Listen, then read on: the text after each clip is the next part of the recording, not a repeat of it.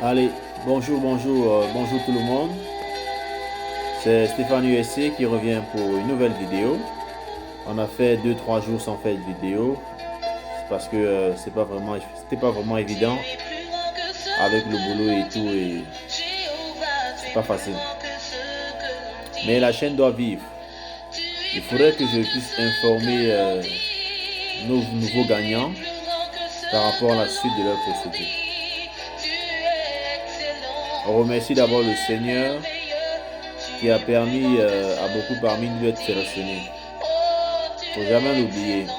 Maintenant, c'est à chacun de mettre toutes les chances de son côté, comme je dis toujours, pour avoir ce visa. Il est plus grand que ce que l'on dit, ça c'est vrai. Vous avez pu voir sa puissance. Les sélectionnés savent de quoi je parle.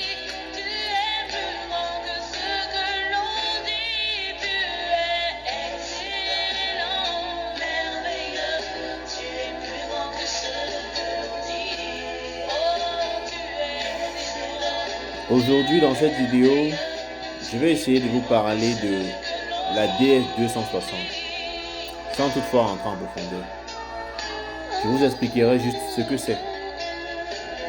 Parce que j'ai eu beaucoup de questions, beaucoup de personnes m'ont demandé de faire des vidéos sur le remplissage de la DS. Vous voyez bon, ça c'est un début de vidéo par rapport à cela. J'espère qu'avec cette vidéo, vous allez pouvoir déjà savoir ce que c'est, parce que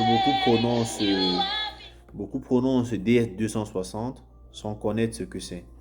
Donc, j'espère pouvoir vous aider pendant cette vidéo.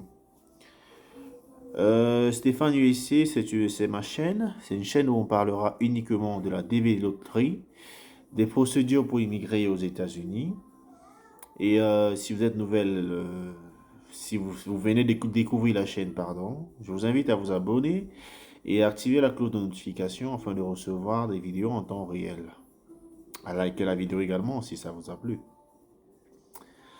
Donc la DS260, contrairement à la DS160, parce que la DS160, c'est une demande de visa non immigrant. Genre demande de visa visiteur, c'est ça, on remplit une DS160. Mais la DS260, c'est la demande de visa immigrant. Et dans le cadre de la DV loterie, c'est la première étape. Lorsqu'on est sélectionné directement, on doit remplir la DS260. C'est une demande de visa en quelque sorte, si on veut dire ça comme ça. C'est un formulaire d'une vingtaine de pages où vous remplissez vos informations personnelles, votre vie, les informations de vos parents, les informations concernant votre travail, si vous travaillez, les informations concernant votre école, votre niveau d'études, les informations concernant la personne qui va vous accueillir aux États-Unis. Il y a pas mal d'informations qu'on rentre dans la DS260. Alors, lorsqu'on vient d'être sélectionné à la DV Loterie, l'une des premières choses à faire, c'est de chercher une adresse, de rechercher une personne qu'on connaît aux États-Unis qui pourra nous accueillir, qui pourra nous donner son adresse aux États-Unis. Parce que sans cette adresse, on ne pourra pas commencer notre procédure. Il faudrait avoir une adresse d'une personne résidente aux États-Unis, son numéro de téléphone, son nom et prénom, et c'est tout, avant de commencer la procédure. Parce que dans l'adresse ici, on va retrouver sa ville, on va retrouver son état et on va retrouver son code postal. Donc on aura tous ces éléments-là. Lorsque vous avez déjà l'adresse de la personne qui va vous accueillir, vous avez déjà marqué un pas. Parce qu'il y a beaucoup parmi nous qui n'ont pas cette chance-là d'avoir une connaissance aux États-Unis. Donc une fois qu'ils sont sélectionnés, ils vont encore prendre du temps pour pouvoir trouver une personne pour les accueillir. Généralement, ce temps-là, moi je conseille toujours de faire la procédure rapidement. Parce que perdre le temps, pour moi, je préfère qu'on met les chances de son côté. Donc, déjà, dès lors que vous avez gagné, dépêchez-vous, trouvez une adresse, trouvez une personne qui va vous accueillir et remplissez rapidement votre DS260. Bref, engagez la procédure rapidement, quel que soit votre case number. Si votre case number il est élevé, engagez rapidement. Si votre case number il est petit, il est très bon, ça veut dire qu'il est bon s'il est petit. Engagez également rapidement pour que si demain on va traiter par ordre de case number, vous êtes favori parce que vous avez un petit case number. Mais si demain on va traiter par ordre de personnes, par ordre d'arrivée, je veux dire, par ordre de, c'est-à-dire si la personne qui a soumis sa DS en premier, on va traiter par cet ordre-là, l'ordre d'arrivée, vous serez également parmi les premiers. C'est la raison pour laquelle moi je conseille toujours de commencer rapidement la procédure. Également, il va vous falloir recenser déjà quels sont les endroits où vous avez vécu avant vos 16 ans. Vous allez recenser cela avec les dates, c'est-à-dire de quelle année en quelle année vous avez vécu où avant 16 ans et après 16 ans, vous avez vécu où jusqu'à nos jours. Il va falloir recenser cela pour pouvoir remplir la DS 260. Il faudra également pouvoir répondre à la question de savoir est-ce que vous avez déjà été dans un autre pays ou alors est-ce que vous avez déjà demandé le visa des États-Unis une fois par le passé? Si vous avez déjà eu à faire ça, il faudrait également, ou alors si vous ne vous souvenez plus, vous devez faire les efforts pour vous souvenir par rapport à cela parce qu'il y a des questions, il y a une question pareille dans la DS 260 et il faut dire la vérité. Si vous avez déjà passé plus de 6 mois dans un pays, cela voudrait dire qu'il va vous falloir fournir l'extrait de casier judiciaire de ce pays.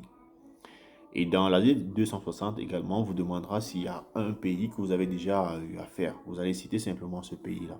Il faut dire la vérité. Parce que la DS 260, en principe, c'est votre interview. Si votre DS 260, elle a été remplie par vous, c'est-à-dire vous connaissez tout ce qui s'y trouve, et ben là, vous n'avez rien à craindre de l'interview. Parce qu'on ne prend pas les questions au ciel. Les questions viennent de votre DS 260. Parfois, quand je vois les personnes qui sont paniquées par rapport, qui sont inquiètes par rapport à l'interview, moi je me dis c'est juste du stress. Parce que il n'y a pas de piège dans la DV loterie. Il n'y a pas de piège. Tu écris ce que tu as écrit dans ta DS 260, on vérifie. C'est ça qu'on te pose comme question. Tu réponds correctement, tu as ton visa. Aussi simple que ça. La DS 260 également, vous devez avoir le nom, prénom de vos parents, date et lieu de naissance. C'est vrai que date et lieu de naissance, c'est pas obligatoire. Vous devez avoir également les adresses de résidence de vos parents actuels. Vous devez également rechercher si vous avez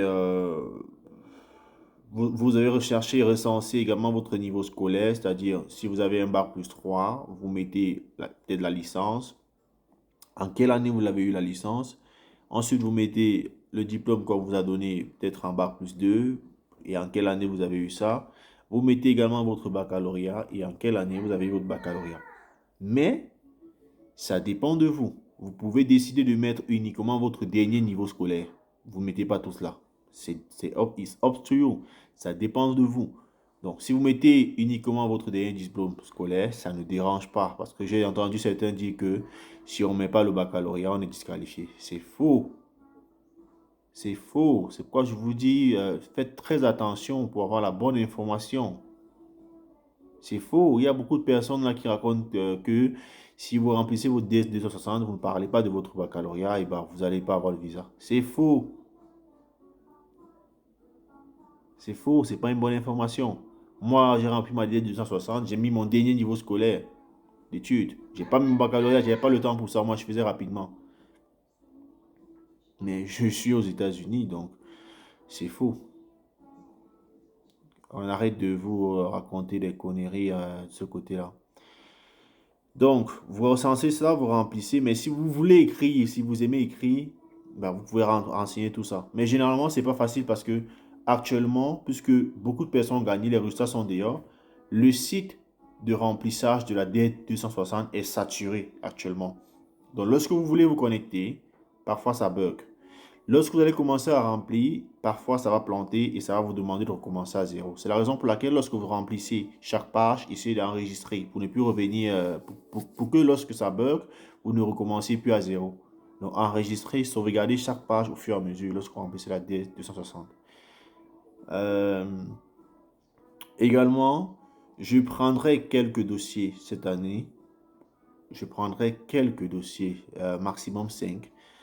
Parce que c'est pas évident de bosser ici. En tout cas, il n'y a pas le temps. Vous allez venir, vous allez voir. Il n'y a pas le temps. C'est pas évident de bosser ici et faire d'autres trucs parce que moi, je suis en train de faire l'école et je travaille. Donc, si je veux prendre le dossier de 10 personnes, 15 personnes, c'est beaucoup. Je ne pourrais pas. Je prendrai 5 dossiers uniquement pour le traitement des vélotries, pour faire un suivi, c'est-à-dire pour faire un coaching dessus. Parce qu'en même temps aussi, il ne faut pas prendre les dossiers juste parce que vous voulez de l'argent. Parce que une personne qui a gagné la loterie américaine, si elle vous donne son dossier, vous avez entre guillemets sa vie dans votre main. Il faut mesurer l'importance de cela. Et il ne faudrait pas être busy, il ne faudrait pas être occupé et se permettre de prendre cela dans les mains pour après ne pas être capable de pouvoir assurer jusqu'à la fin. Vous voyez, c'est la raison pour laquelle moi je préfère restreindre ce nombre-là à 5 pour être sûr que oui, j'aurai le temps pour coacher ces 5 personnes vers un visa. Et jusqu'à l'année dernière, j'avais une statistique selon laquelle tous les dossiers que je prenais, ils avaient le visa. Mais l'année dernière, j'ai eu quelqu'un qui n'a pas eu son visa.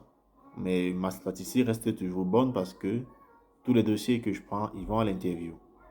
Et c'est très difficile d'aller à l'interview, croyez-moi. Ils vont à l'interview, mais cette personne n'avait pas eu le visa parce que elle avait menti dès l'inscription. Elle s'était inscrite en disant qu'elle n'a pas d'enfant, mais lorsqu'elle a gagné, elle est venue me faire comprendre que elle a joué avec l'enfant. Donc, moi, je ne connaissais rien par rapport à ça. Je vous pose juste des questions. Comment vous avez fait pour jouer? Elle m'a dit qu'elle a joué avec l'enfant. Donc, dans la DS, j'ai donc signalé qu'elle a joué avec l'enfant. Pourtant, elle n'avait pas joué avec l'enfant. C'était la seule à savoir la vérité. Elle n'avait pas joué avec l'enfant et arrivé à l'interview, on a refusé son visa. Parce qu'elle avait menti dès le départ, dès l'inscription. Vous jouez sans enfant, continuez sans enfant, même si vous gagnez. Elle a gagné, elle a voulu changer les données. Et ça a donné un refus de visa. Et ça a plombé mes statistiques. Qu'à cela ne tienne, comme j'ai dit, je prendrai 5 personnes, 5 dossiers. Et j'espère conduire ces personnes également vers un visa pour qu'ils puissent réaliser leurs rêves. Parce qu'en principe, c'est le but de la chaîne, quoi. Je vous ai dit au début que le but ici était de vous aider à réaliser votre rêve. Si votre rêve, c'est de vivre le rêve américain, je vais vous aider dans ce sens à partir de mes vidéos déjà. Maintenant, ceux qui veulent plus, on pourra faire des coachings, il n'y a pas de souci. Mais déjà avec mes vidéos, et si vous poussez la réflexion, je pense que vous pouvez vous, vous coacher vous-même, vous aider, vous gérer vous-même, ça dépend. Mais bon, comme j'ai dit dans ma précédente vidéo, c'est risqué aussi. Parce que si vous n'avez pas la bonne information, vous doutez, c'est un refus de visa et il n'y a pas try again. On ne va pas vous demander, ok, vous n'avez pas eu le visa, allez vous préparer, vous revenez. Non, c'est fini. Vous allez devoir encore jouer la loterie américaine en espérant être sélectionné de nouveau. Donc, si vous avez d'autres questions, si vous avez des questions, plus en plus de questions concernant la DS260 ou concernant un autre sujet de loterie américaine, je suis ouvert. Je réponds toujours à toutes les questions. Je vous ai donné mon numéro de téléphone, WhatsApp. Vous pouvez m'écrire. Je fais l'effort de répondre toujours comme je peux, parce que c'est pas facile aussi. Mais je fais l'effort de répondre au maximum de personnes, à mes abonnés. Vous voyez, j'ai même pas encore mangé, mais je vous fais la vidéo.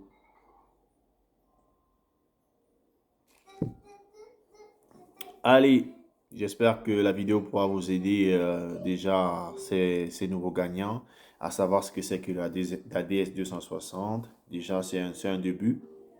Et on fera d'autres vidéos en fonction de vos questions pour pouvoir vous en dire plus.